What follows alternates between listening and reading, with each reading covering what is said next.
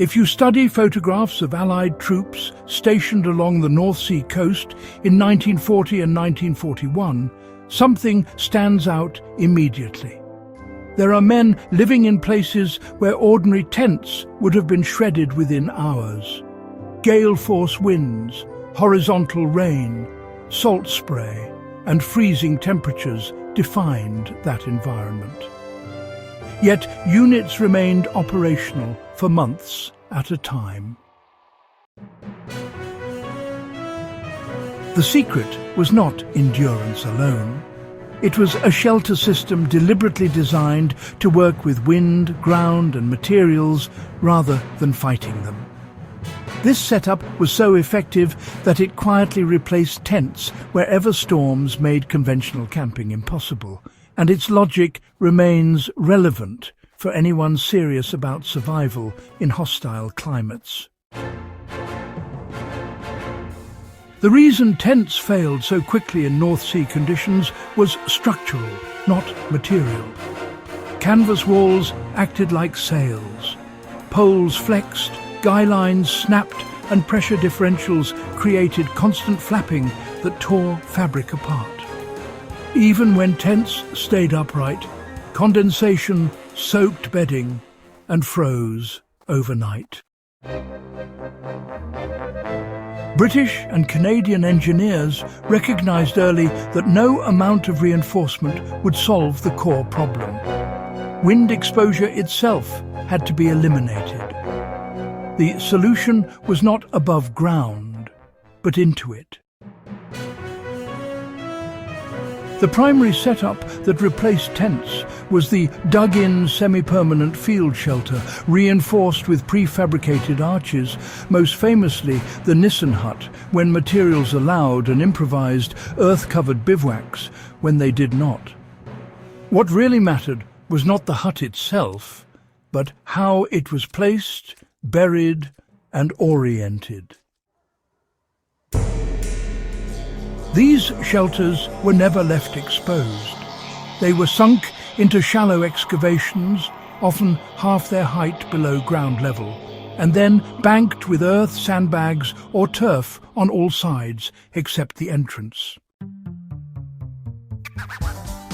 This approach transformed the wind problem completely. At ground level, wind speed is already reduced. By lowering the shelter into the earth, exposure dropped dramatically.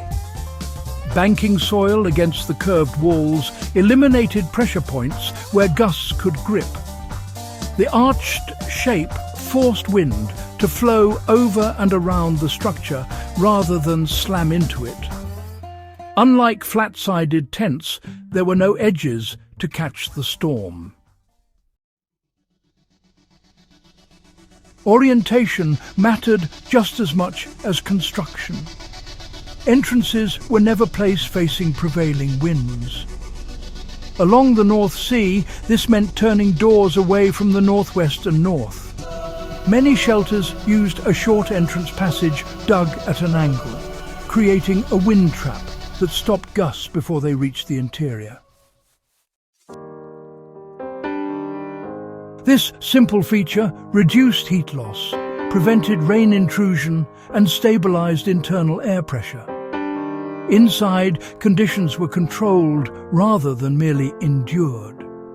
Floors were raised using duckboards or packed gravel to prevent ground moisture from seeping upward.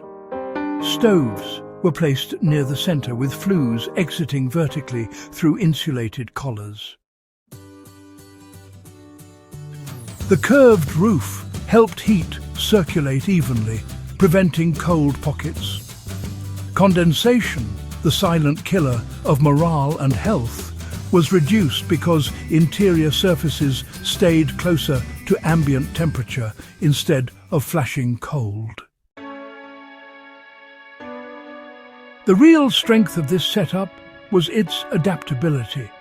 When steel huts were unavailable, troops used timber frames covered with corrugated metal, tarred felt or salvaged materials, then buried them the same way.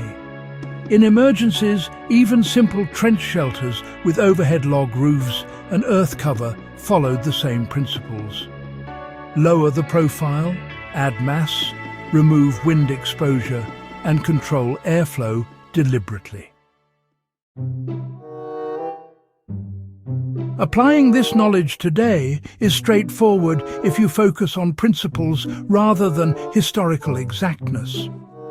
The first step is abandoning the idea of fully exposed shelters in high-wind environments. Even a modern four-season tent performs better when partially dug in or shielded by earth berms. Excavating a shallow depression and banking soil around the base can reduce wind load dramatically without specialized tools.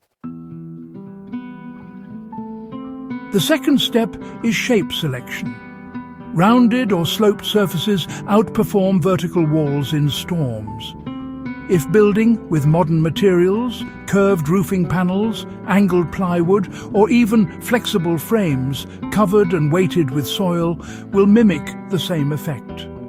Flat walls should always be shielded with earth, snow, or stacked materials. The third step is entrance control. A straight-through doorway invites wind.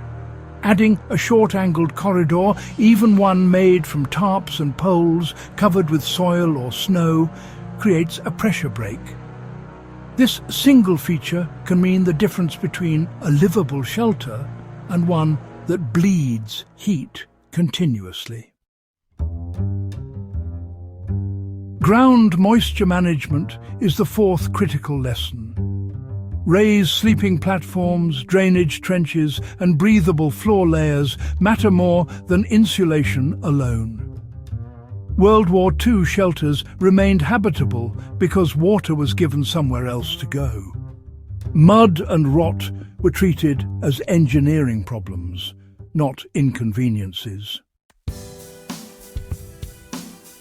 What makes this World War II setup worth studying is that it was developed under pressure, tested by real storms, and refined by necessity. There was no room for theory divorced from reality. If a shelter failed, men froze, equipment rusted, and operations stalled. The fact that these systems held up against North Sea storms is the strongest proof of their effectiveness.